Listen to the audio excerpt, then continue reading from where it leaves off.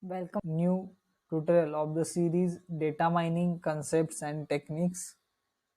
So in today's session we will see the data cleaning in detail. So this is the part of data pre-processing. So let's get started. So data cleaning. So what is the importance of data cleaning?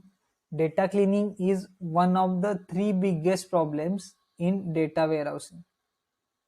This is given by the Love Kimball. So data cleaning is one of the three biggest problems in data warehousing, and data cleaning is the number one problem in data warehousing. This is the survey given by DCI. So this is the importance of data cleaning process. So this is one of the major problem in data warehousing. So what are the data cleaning tasks basically? So the task involves the fill in missing values, then identify the outliers and smooth out noisy data, then correct inconsistent data, and resolve redundancy caused by the data integration. So this overall process is called as a data cleaning. Okay, so the first we will analyze here the missing data. We will focus on this, the missing data. What is missing data? Data is not always available. For example, many tuples have no recorded value for several attributes such as customer income in sales data. So this is the missing data here. If we consider the sales data, there is missing value of customer income. So missing data may be due to, what are the reasons for missing data? First is equipment malfunction, then the inconsistent with other recorded data and thus deleted. Data not entered due to misunderstanding, and certain data may not be considered important at the time of entry. So these are some of the reasons for missing data. Okay, missing data may need to be inferred.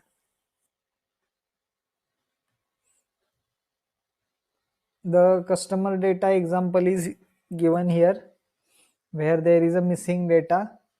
So if we consider these five columns: name, age, sex, income, and class. So first row is complete, but the second row, that is the row of name Jane, is incomplete, where there is income data is miss. So this is the example of missing data. So how to handle this missing data? This is the main problem. So how to handle this data is very important to have the proper solution. So how to handle? First step is to ignore the tuple, usually done when the class label is missing, assuming the task in classification not effective when the percentage of missing values per attribute varies considerably. So when we can ignore the tuple? When there is class label is missing. Fill in the missing value manually. Whether it is possible, I think it is tedious and infeasible. So we cannot directly manually fill the missing value. Fill in it automatically with the global constant. For example, unknown, a new class. What is the new class? So at the place of unknown, we have to automatically give the new class. Then the attribute mean. The attribute mean for all samples belongs to same class.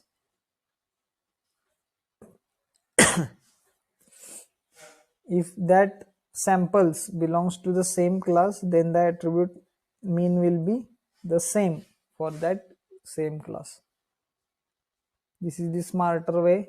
Then the most probable value, inference base such as by Bayesian formula or decision tree. For example, predict my age based on the information at my website. So the most probable value. So in this way we can, or these are some of the ways to handle the missing data, but not the sure shot ways. So then after missing data, the next is the noisy data. So what is noise? A random error or variance in measured variable. So incorrect attribute values may due to or noisy data sources are as follows. The faulty data collection instruments. First reason is there. Then the data entry problems. This is the second reason for noisy data. Then the data transmission problems. This is the third reason for noisy data. Then technology limitation and inconsistency in naming convention. This is the final reason for noisy data. So according to the study, these are the 5 reasons for having the incorrect or noisy data. Then how to handle this noisy data? This is the main question addressed here. The first technique is binning or binning, where the first sort data and partition into equal frequency bins. Then one can smooth by bins means bin means smooth by bin median or smooth by bin boundaries, etc. So in binning, there is a partition of data into equal frequency bins. Then the second technique is the regression, where smooth by fitting the data into regression functions. So for that we will use the curve fitting as well for the regression purpose. Then the third technique for handling the noisy data is clustering. So what is clustering? It detects and remove the outliers. Then the fourth technique is combined computer and human inspection.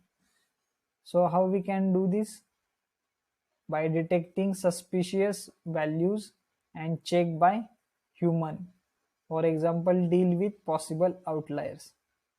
So if we combine the computer and human inspection, we can easily handle the noisy data by detecting the suspicious values. Then the next point is simple discretization methods, that is the binning. As we have seen in binning, the equal width partitioning is one of the method, that is distance partitioning, and the second technique is equal depth partitioning, that is the frequency partitioning. So the first part is the distance partitioning or width, we can say width the partitions divides the range into n intervals of equal size, that is uniform grid. If a and b are the lowest and highest values of the attribute, the width of the interval will be w is equal to width is equal to b minus a divided by n, where n is the number of intervals of equal size, that is uniform grid. The most straightforward, but outliers may dominate presentation. Skewed data is not handled well here in the equal width partitioning. So this is the, for skewed data there is limitation in equal width partitioning. Then the second technique is equal depth partitioning, where frequency partitioning is there. Divides the range into n intervals, each containing approximately same number of samples. Here that in depth partitioning we are considering the same number of samples for n intervals. So good data scaling is here. So binning methods for data smoothing: sorted data for price in dollars 4, 8, 9 up to 34. Partition this data into equal frequency bins, that is we can partition this data into 4 number of elements in each bin, that is bin 1 consists of 4 elements, first 4 elements, then bin 2 consists of second 4 elements, and bin 3 consists of last four elements. So this is the equal frequency bins or depth bins, we can say. Smoothing by bin means, so bin 1 consists of 999, that is the mean of this. Then the bin 2 mean is 23, so 23, 23, 23, 23, and bin 3 is, the mean is 29, so each element is 29. Smoothing by bin boundaries. So the boundaries considered here.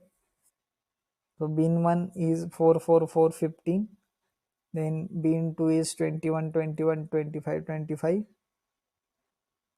Then the bin 3 is 26, 26, 26, 34. So this is the third bin. So these are some of the binning methods for data smoothing. Then the regression, where we can plot this by the curve technique or fitting the curve. Okay, here the humidity versus temperature graph is here, where x-axis is here and y-axis is here. So these points are plotted first, and according to these points the line is plotted for the regression,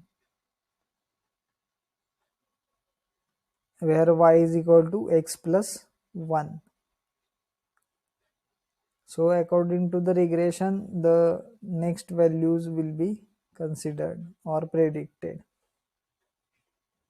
Then the cluster analysis, where the clusters are formed according to the frequency or size of that points. So these three clusters are here, or we can say in general the four clusters are there, where three clusters are saturated and fourth is in the dispersed manner. The data cleaning as a process, the data discrepancy detection. For that we can use the metadata, for example domain range dependency distribution. How many people are there in the Nebraska? So this is the one of the example for metadata. Then check uniqueness rule, consecutive rule and null rule. Then they use commercial tools for data cleaning as a process. So data scrubbing is there, one of the commercial tool. Use simple domain knowledge, for example postal code spell check to detect errors and make corrections. So these are some of the tools used for data cleaning. Then the data auditing, by analyzing data to discover rules and relationship to detect violators, for example correlation and clustering to find the outliers. So this is all about the data cleaning as a process and data cleaning in detail. So like, comment and share this video to your friends, and if you are new to the channel then please do subscribe to the channel for the latest updates. Keep watching, keep learning. Thank you. Jai Hind.